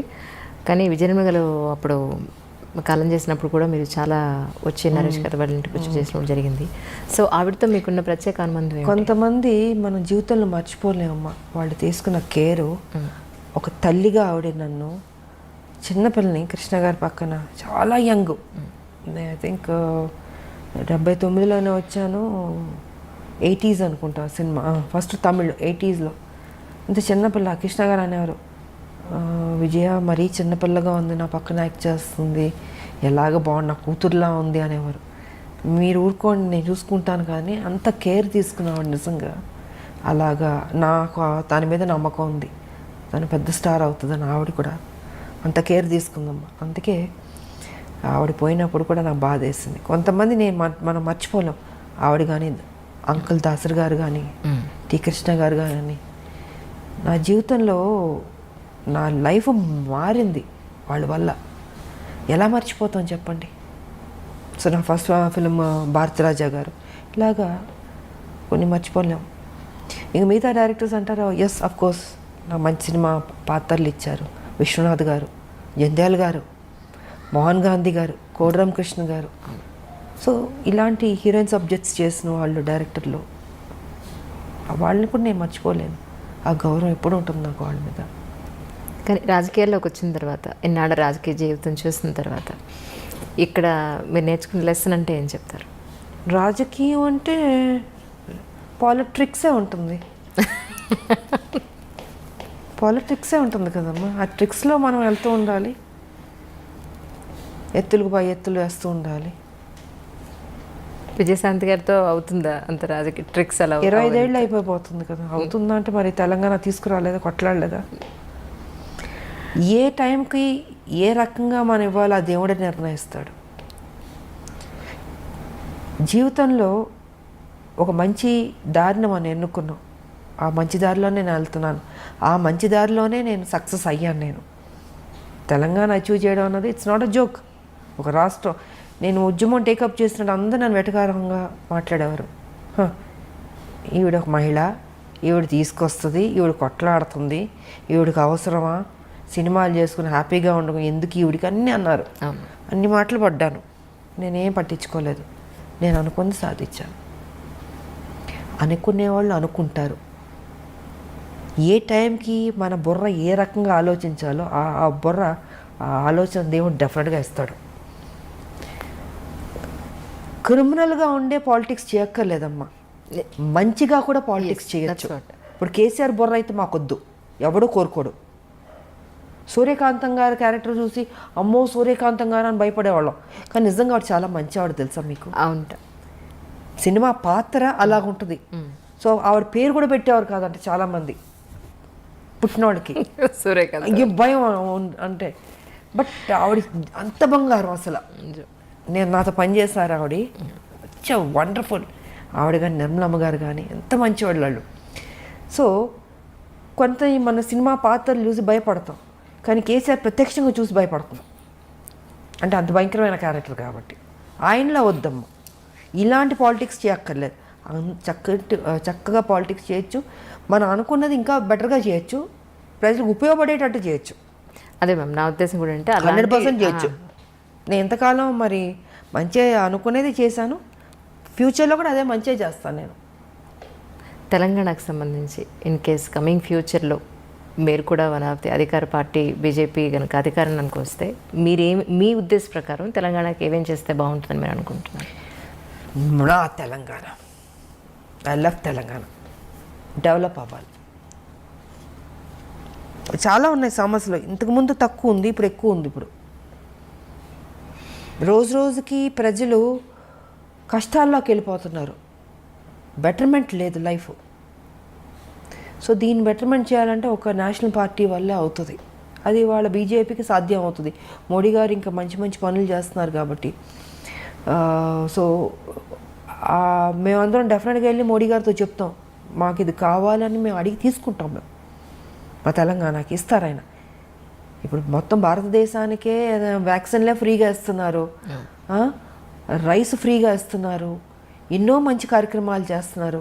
బేటీ పడావో బేటీ బచావో ఇలాగ ఎన్ని ఒకటి కాదు రెండు కాదు చాలా ఉన్నాయి. మహిళలకు కూడా, గర్భిణీ స్త్రీలకు కూడా వాళ్ళ ప్రెగ్నెంట్గా ఉన్నప్పుడు ఖర్చు ఎంత భరిస్తుంది, డెలివరీ అయిన తర్వాత తల్లి బిడ్డలకి వాళ్ళకి పౌష్టికాహారం కావచ్చు, మెడిసిన్స్ కావచ్చు, వాళ్ళకి ఏం కావాలో ఆ సదుపాయాలన్నీ ఇస్తుంది.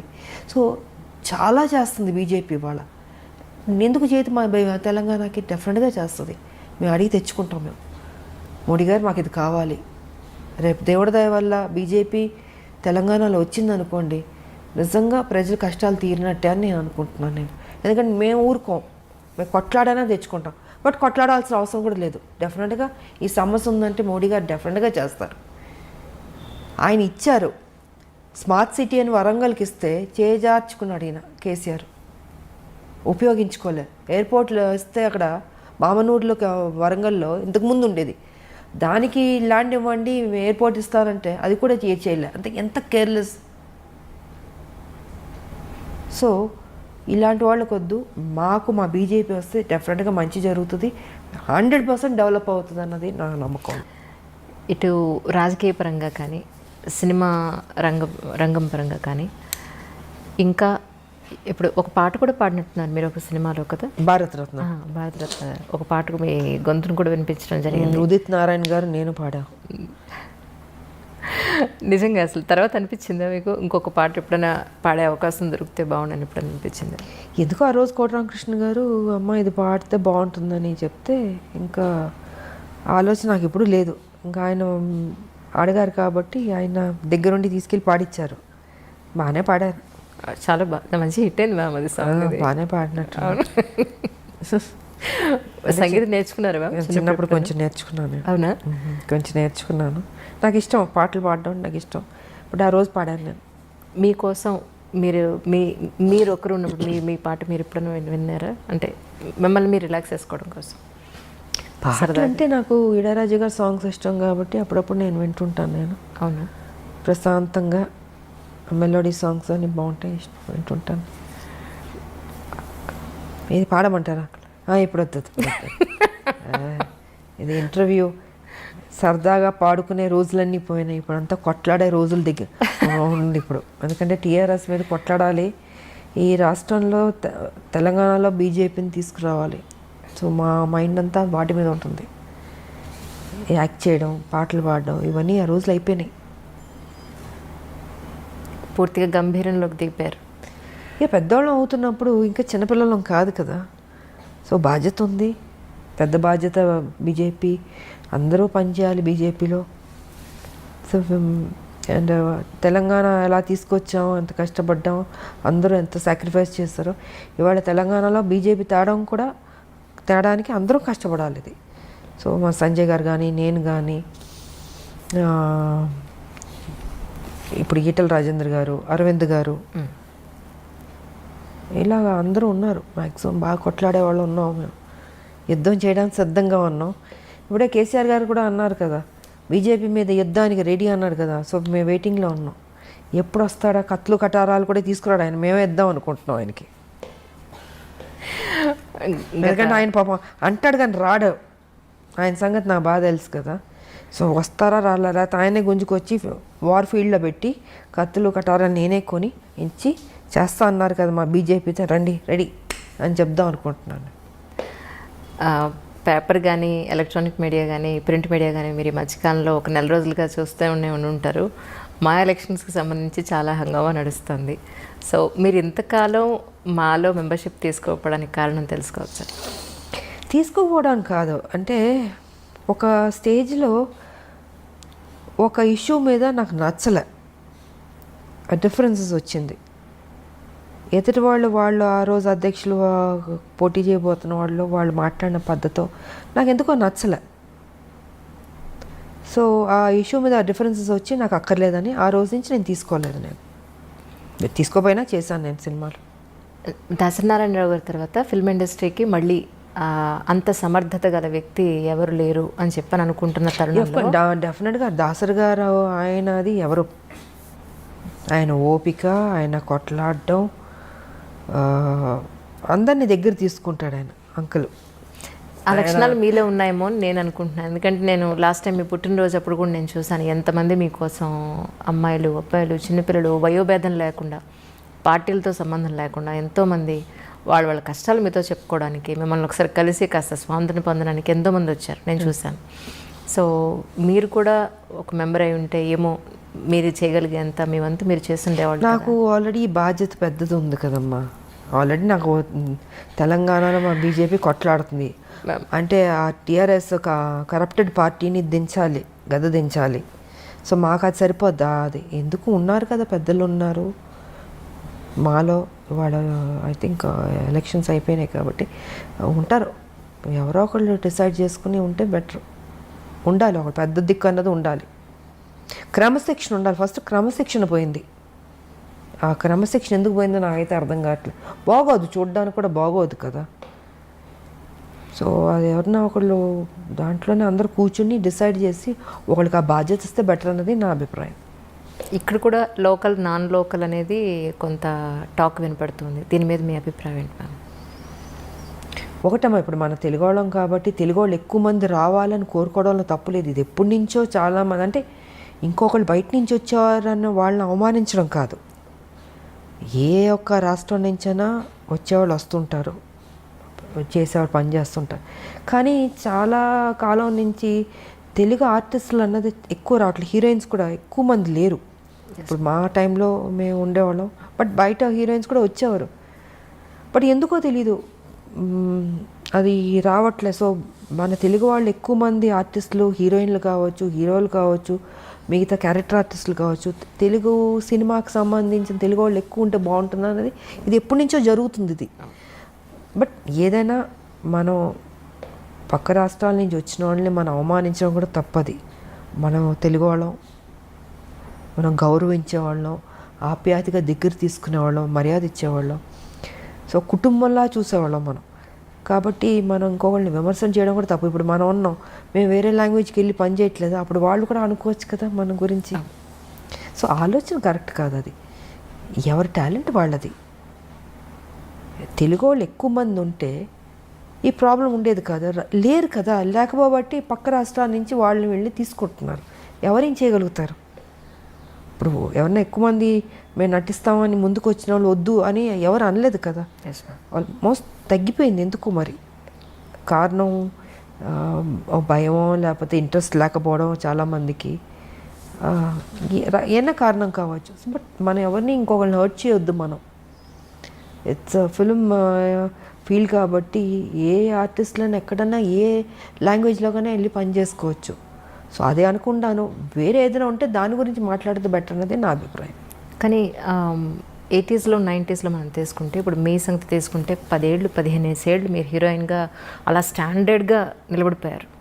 దగ్గర 18 ఏళ్ళు, నియర్ 28 years 40కి వచ్చేసాను. 40 అయిపోయింది. అలా మాకు అసలు కనిపించట్లేదు. 40 years కానీ ఇప్పుడు చూస్తే హీరోయిన్స్ హార్డ్లీ 4 years 5 years తర్వాత మళ్ళీ అవి అసలు మనకు అంత స్టాండర్డ్స్ ఎక్కడ మనకి కనిపించట్లేదనే చెప్పుకోవాలి. ఇప్పుడు శ్రీదేవి గారు కానీ మీరు కానీ కొంతమంది నేమ్స్ తీసుకుంటే అన్ని సంవత్సరాలు ఆ హీరోయిన్ అనే ఆ ఒక కిరీటాన్ని అన్ని సంవత్సరాల పాటు లాక్కుని రాగలిగారు. ఇప్పుడు ఎందుకు అలా జరగట్లేదంటే కారణం ఏమై ఉంటుందంటారు? కాలం మారిపోయింది, మైండ్ సెట్ మారింది. అప్పుడు సినిమాలు చూడగలుగుతున్నాం, అప్పుడు పాటలు బాగానే ఉండేవి. ఇప్పుడు పాటలు ప్యాటర్న్ మారిందంటే ఇప్పుడు జనరేషన్ అవి నచ్చుతుంటాయి, నచ్చచ్చు.